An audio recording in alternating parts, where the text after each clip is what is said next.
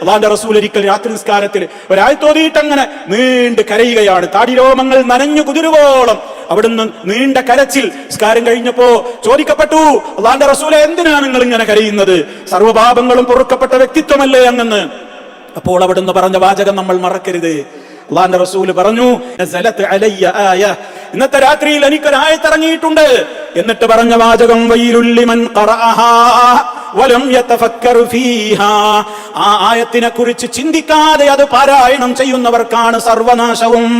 എന്നിട്ട് ആ വചനം ഓതി, ഇന്ന ഫീ ഖൽഖിസ് സമാവാതി വൽ അർദി വഖ്തിലാഫിൽ ലൈലി വന്നഹാരി ലആയാതിൽ ലിഉലിൽ അൽബാബ്. സൂറത്ത് ആല ഇംറാന്റെ 190-ാമത്തെ ആയത്ത് അല്ലാഹുവിന്റെ റസൂൽ പാരായണം ചെയ്തു. എത്ര തവണ നമ്മളതൊക്കെ ഓതി നമ്മൾ ചിന്തിക്കുവോ? ആലോചിക്ക് സഹോദര, ഇത് നമ്മുടെ കാര്യമായി പറയുന്നത്. അതുകൊണ്ട് വിശുദ്ധ ഖുർആനിനോടുള്ള ബന്ധം അരക്കിട്ട് ഉറപ്പിക്കുക. ഒരു വിട്ടുവീഴ്ച ആ കാര്യത്തിൽ ഇല്ല കേട്ടോ. ഖബറിൽ പ്രത്യേകം ചോദ്യമുണ്ട്, യാതൊരു സംശയവും ആ കാര്യത്തിൽ വേണ്ടതില്ല.